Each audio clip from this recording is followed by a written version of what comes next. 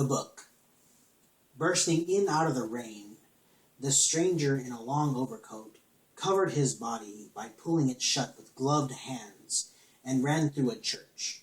At the back of a church was a desk where he, the overcoat man, knew someone would be. Yes, is the father in?" he asked in a shivering tone. The man at the desk pointed and instructed the overcoat man straight towards a hallway to the father's living quarters. He spies the father, just leaving to run some errands, and stops him with an unusual question. "Father, you must help me. Tell me, what are your beliefs?" The father, looking around cautiously to see someone around and feel somewhat comfortable, answered, "Why, I believe in God." As soon as the answer came, the next question was given to the father. "What about the Bible?" The father, hesitant to answer, said, "Yes, the Bible too. Now, son, what are all these questions about? Can I help you in some way?" "Yes, Father, you can help me. Listen and try to understand what I'm about to tell you. The Bible to some is life, and to others just a great storybook. I myself have no opinion. Not having faith really doesn't affect me at all. That has been my feeling since I was a young man.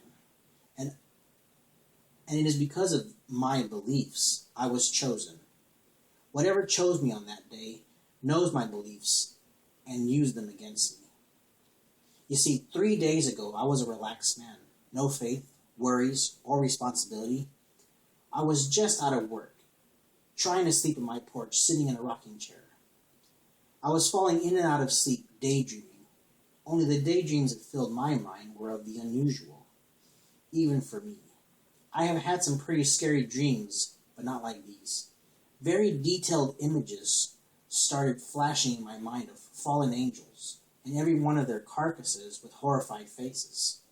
Some were charred from falling through the atmosphere, and others, which seemed to be a tougher breed, just lay there with open wounds and eyes, with their pupils looking towards heaven, up just the way they're drawn in those religious pictures. Blank stares into the heavens, only this time all looks from lifeless eyes. Fallen angel after fallen angel plagued my mind, and I, now some sort of seizure, was literally going crazy. Throughout the whole daydream, I could hear the screams of fallen angels, but upon coming back to reality, I realized it was my own mouth that these yells of death were coming out of. Opening my eyes, my imagination was driving me further insane.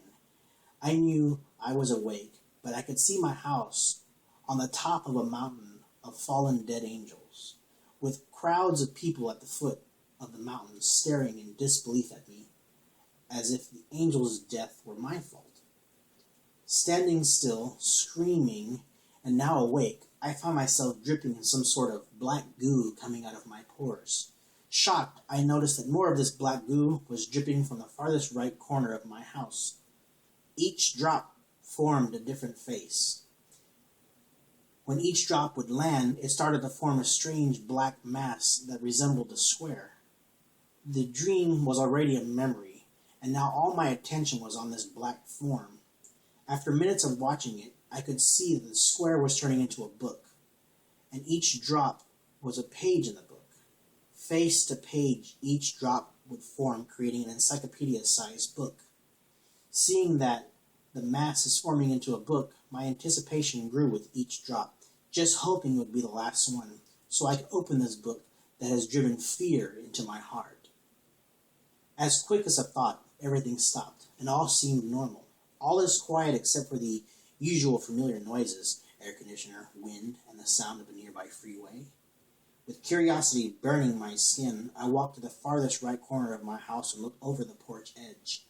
Lying there in the grass, after all my daydreaming, all my screaming, all my pain and fear, I still wasn't ready for what was about to happen. I walked around the porch and towards the book, made of black goo. Now, standing over it, my first thought was to run. But it intrigued me, and I reached for it. As I reached for it, I thought, if there is a God, please be with me. But I doubted him being there for me, because all I could feel was fear. My fingertips were just about to make contact And all these thoughts are now scorching my brain. Fallen angel, life, friends, my house, family. I feel my hands touch the book. And I watched as the demon that is called pain at its best. At first, I couldn't let go. Suddenly, I didn't want to let go. I watched as my skin pigment left my arms and gave color to the pages of the book, but it still needed a cover. My arms are now white from the elbow down, and I notice the color. Like a snap, the book ripped my pale skin off my bones. The book, which seemed now to be alive, wrapped my arms around itself, symbolizing some sort of evil hug. But here's where it gets weird. Instead of blood pouring out of my wounds, black goo came out and formed 2 new arms for me. My arms are now as black as the iris of an eye. My focal point and concentration now was in shock, and I could not keep my eyes from blinking and watering. Even swallowing was a problem. It was all too much for my mind to take in. I tried to regain control over my body, but I was able to stand with my eyes shut because I have nowhere to look. If I look up, I think of the fallen angels. Down, I see my skin wrapped around the book. To my right and to my left, I see my new black arms, all things there to remind me that this is not a nightmare. With my eyes shut, I squat down and feel for the book. I find it, and it would seem that my brain cannot understand the events that just have occurred, because when I felt an itch on my arm and scratched my black arm, where the itch would be, it would intensify. But if I scratched the book in the appropriate spot, it would feel as if I was scratching my arm. I knew then that my brain still thinks my arms are attached to my body, which means I must take care of the book. If harm comes its way, I will feel the pain. I pick up the book, and it feels as if I'm lifting my arms. The worst part is, I have to understand that I am touching my own skin. Finding the book in my hands, I open it and try to make out the first words. Not because of bad penmanship, but because it is hard to focus on anything when 2 of the blackest thumbs are right in front of each eye. But I concentrate and focus all my attention on the words. Flipping through the pages, I see it is completely full. Scanning the book, I come to find out it is filled with stories. These stories. The father, now shocked, watched as the overcoat man pulls the book from his rain-soaked jacket.